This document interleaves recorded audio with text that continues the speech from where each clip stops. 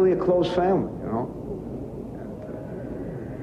It's a shame what happened, but it happened. If you're a horror fan like me, then you're familiar with the Amityville house. It's been called the most haunted home in America, and the true events that occurred here in the 70s have inspired multiple movies and remakes. A few years ago, the real Amityville Horror house was up for sale, and we're gonna take a look. Since it is Halloween and all, I figured why not tour the famous Amityville house and go over some of the spooky history and what the real house looks like inside and out. In these videos, we don't reveal any addresses, and even though I've done a house tour of my own place, please do not show up at any private residences because it's not safe for anyone. The Amityville house is in the small town of Amityville, Long Island, just 30 miles outside of New York City. The iconic windows seen in the film have since been changed, and so has the interior for obvious reasons. In November 1974, a seemingly normal family, the DeFeos, resided in this house. Around 3:15 a.m., one of the children, Ronald DeFeo Jr, murdered his entire family as they slept, going from room to room shooting his parents and siblings. He said that he heard voices in the home telling him to murder them, and he was given 6 life sentences, still serving time to this day. Despite the horror of these events, it doesn't stop there. Apparently the hauntings continued, but I'll get to that shortly. Personally, I've seen 3 movies based on this super haunted house, and I've liked them all. There was the original starring James Brolin, released in 1979.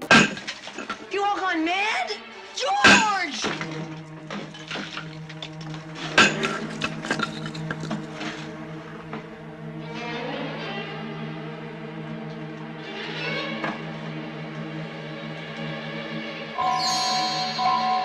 Then another good one in 2005 with Ryan Reynolds. Why don't you come back to bed? I can't sleep.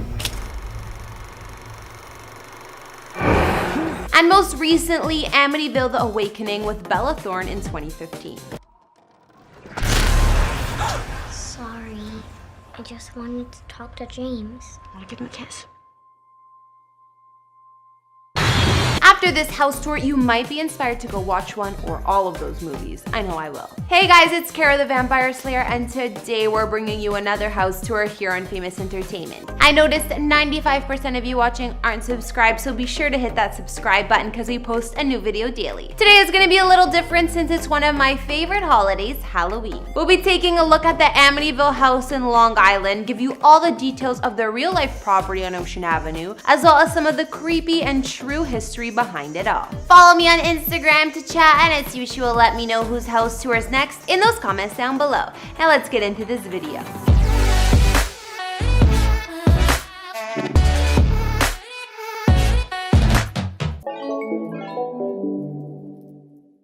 In the early morning hours of November 13th, 1974, the Amityville house went from being a mere suburban home to an infamous crime scene. As I mentioned, one of the children, Ronald DeFeo Jr, lurked the home's hallways with a rifle, taking the life of his parents and 4 of his siblings. Though he confessed to his deeds, Robert's defense would later attempt an insanity plea. DeFeo ominously claimed that there were voices in his head urging him to kill, and he couldn't control his behavior. And some believe he was hearing evil spirits that reside at the Ocean Avenue house. Today, police combed the DeFeos' handsome 3-story house for clues while divers explored the backyard swimming pool for the still unfound murder weapon.